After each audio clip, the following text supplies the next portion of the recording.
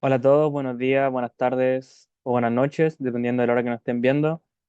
Hoy junto a mi grupo llamado 0x7EB vamos a presentar nuestro avance sobre el proyecto semestral que consta de las pasantías de la parte 1. Y este trabajo está hecho por Matías Ignacio Ochoa, Felipe Canales y Fabián Soto.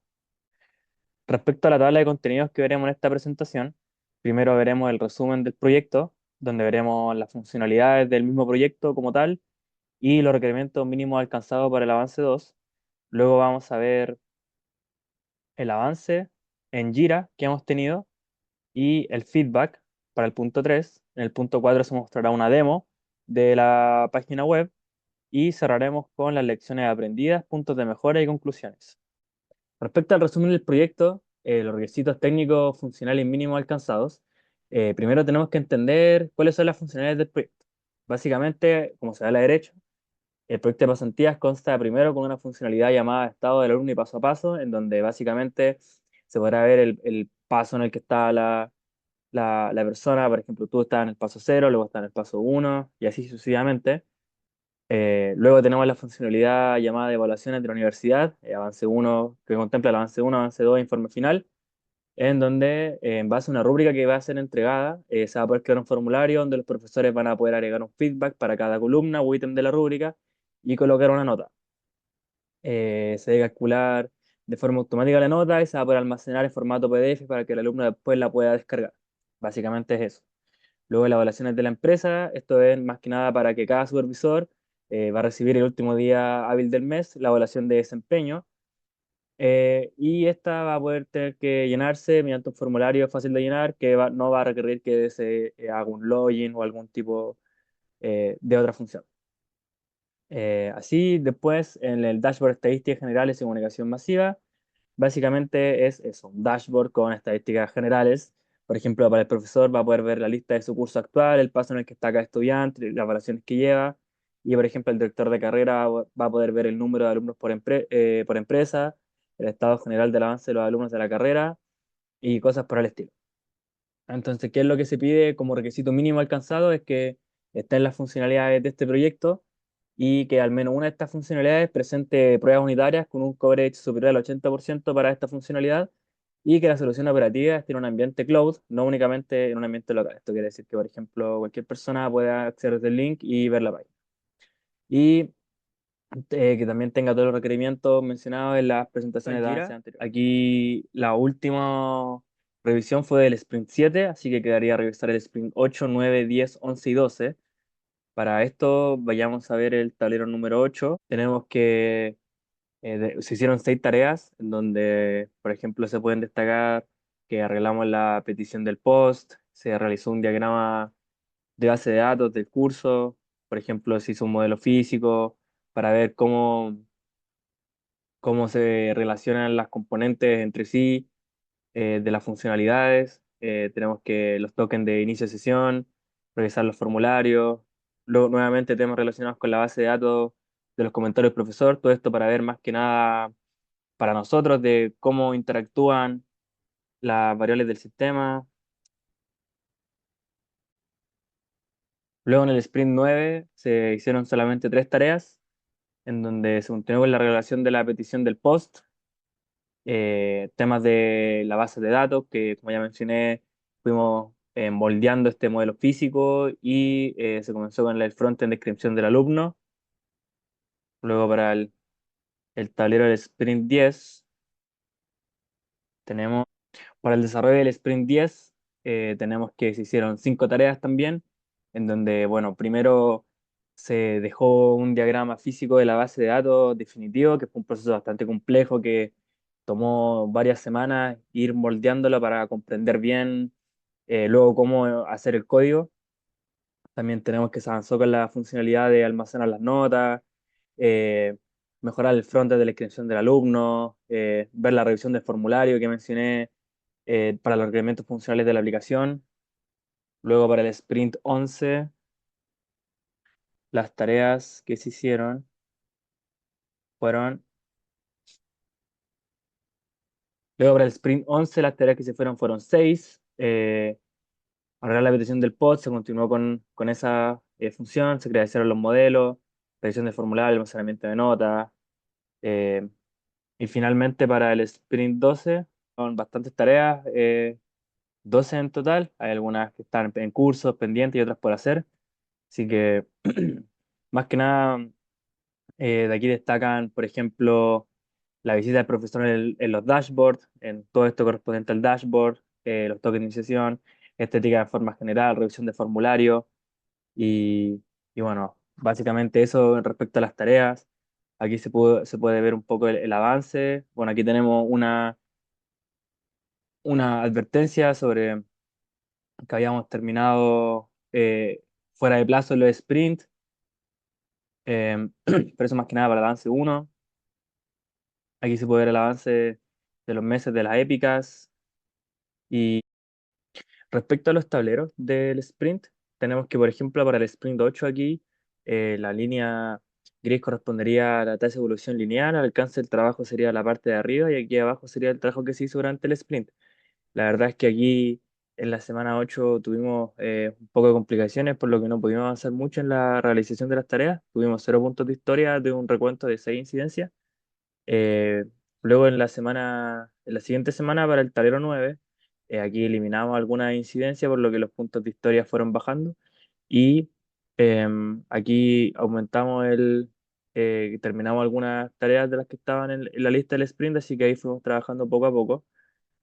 Luego ya para el sprint 10 fue una semana donde se completaron muchas más tareas, como aquí se puede ver, pudimos hacer 18 puntos de historia y en el sprint 11 pudimos seguir avanzando, pero como se ve en ninguna de estas gráficas se ve de forma lineal, por lo que claramente es un punto a mejorar, que trabajábamos los sprint y fuimos haciendo algunas tareas, pero no de forma lineal, porque por ejemplo aquí hubieron varios días donde no se completaban las tareas, así que bueno, queda eso como también una lección que quedaría a mejorar para futuros proyectos en el ramo como también de la universidad.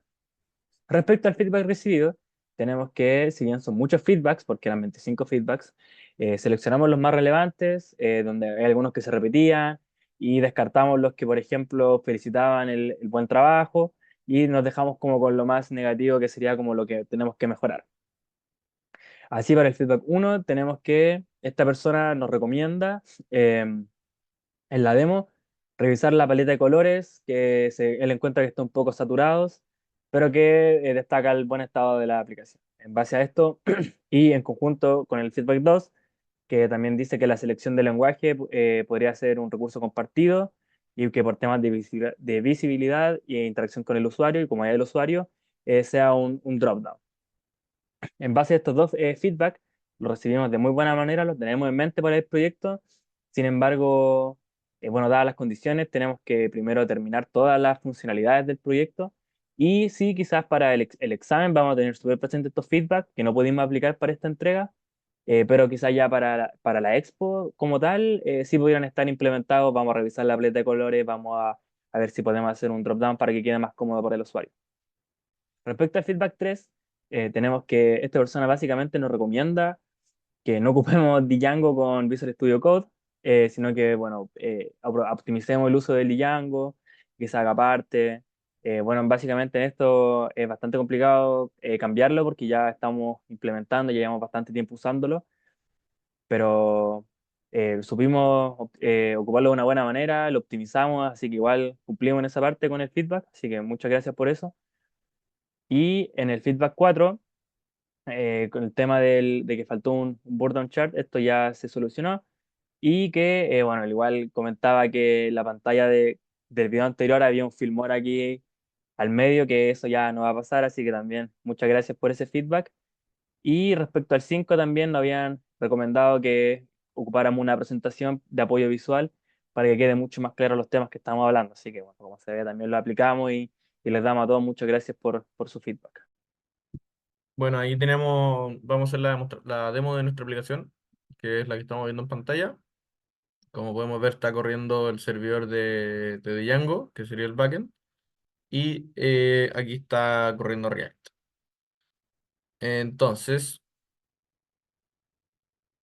vemos que tenemos para iniciar sesión y para crear una cuenta, ya sea por el botón de aquí o aquí. Por supuesto que tenemos también multilingüe. Y primero vamos a iniciar sesión con un alumno, que como podemos ver, el correo a, aquí en la base de datos, podemos buscar, voy a eliminar esto de aquí, podemos buscar en API Students que el correo a.a.com es de Arturo Mal, en este caso. Y su contraseña, que se estaría aquí, a.a.com, contraseña 123. Vemos que es estudiante, entonces debería de con 1 2 3 4 no debería entrar. Entonces la clave debería ser 1 2 3. Va, 1 2 3. Y aquí, donde debería entrar primero, es para ver si puede aceptar la pasantía, o sea, si acepta los términos y condiciones de la pasantía, perdón. Luego de eso, inscribe su pasantía, llegaría aquí, donde se le hacen todas estas preguntas: nombre completo, root, correo electrónico, correspondiente a los datos personales, se le preguntan datos académicos, donde elige la carrera, campus, áreas de interés para hacer la pasantía, empresas preferidas, fecha disponible y el nombre del supervisor. Este es muy importante. También podemos aquí subir archivos que creamos correspondientes y también el currículum y carta de motivación. Enviamos la solicitud y ahora sí recién llegaríamos a esto de aquí, que sería un dashboard. En este caso estamos viendo el dashboard de Arturo Mal.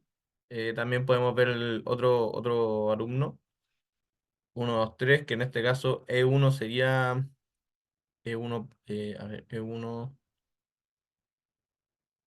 arroba A, E1 arroba A. API Student, 1 arroba A sería estudiante 1. Como vemos hasta aquí, estudiante 1, se le ven la rúbrica subida, un archivo para subir que debería ser de su informe, la nota y un comentario del profesor. Ahora vamos a iniciar sesión con un profesor, en este caso P2 arroba A, debería ser un profesor, P2 arroba A, ¿no? P2 arroba A, sí. Sería el de este profesor de aquí. También podemos probar con no, B.B, 1 2 3. Entonces aquí estamos supuestamente en el de este profesor. Vamos a buscar otro que tenga más alumnos. Este de aquí, ya bueno, el que tenía antes. 1 2 3.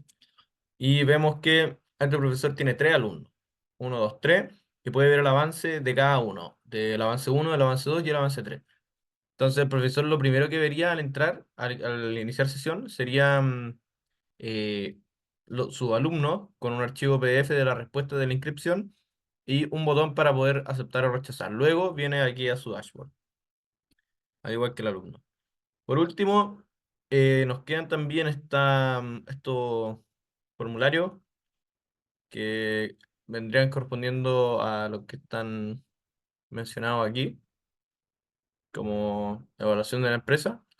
Em, Estos se actualizan cada mes y están hechos con Google.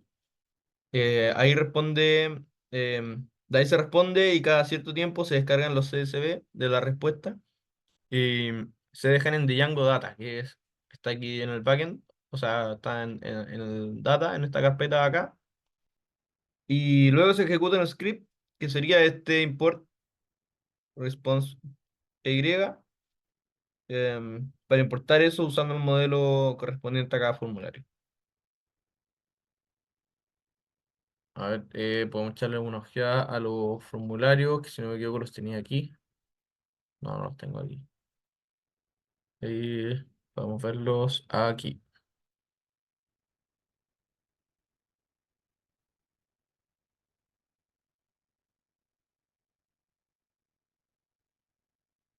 Esto sería. el mensual y el otro sería el de para el año. Eso sería todo. Entre las lecciones aprendidas tenemos tres aspectos a mencionar. La primera sería sobre la importancia de documentar los aspectos técnicos del proyecto, ya que durante el proceso hubieron muchas confusiones con respecto a cómo se debería de hacer una consulta a la API que creamos, como por ejemplo qué datos se deberían de enviar a través del método POST para obtener la información requerida, además de que habían consultas que se hacían desde el frontend que básicamente eran la misma cuestión, donde daban los mismos datos, pero que no se llegó a reutilizar ese código o una versión un poco editada de ese código para cumplir con lo que queríamos. Como segundo aspecto estaría el tema de la normalización de la base de datos, debido a que cuando se hizo el modelo físico, al final nos dimos cuenta de que muchos datos se podían llegar a repetir y que a final de cuentas eran datos redundantes que no llegan a aportar en nada.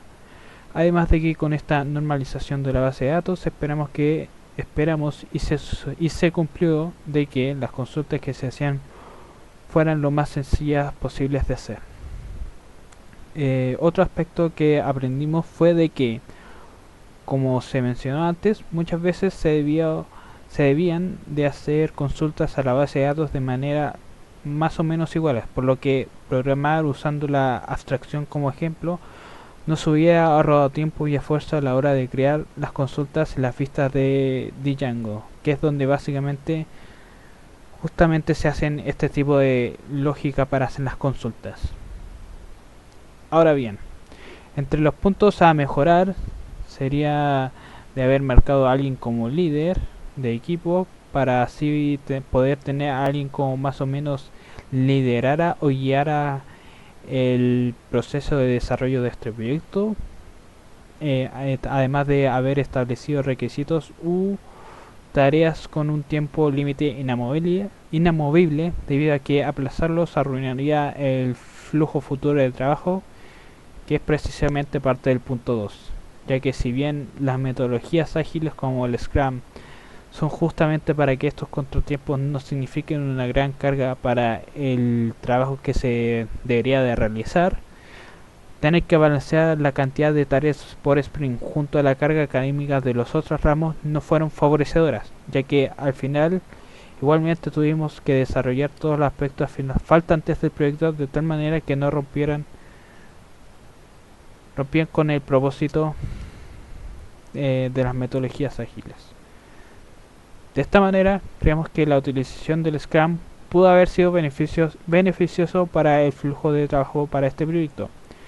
El hecho de que existiera la semana de receso, así como las evaluaciones de otros ramos, contribuyeron a que se rompiera el ciclo de trabajo, haciendo que hayan desfases y por tanto aumentaran en la dificultad de retomar estos ciclos, así como también de que no contribuyeron con que parte de estos proyectos fuera realizado durante el último mes de este semestre, que es donde generalmente se hacen como los 2/3 de las actividades evaluadas de la universidad. Muchas gracias por su atención.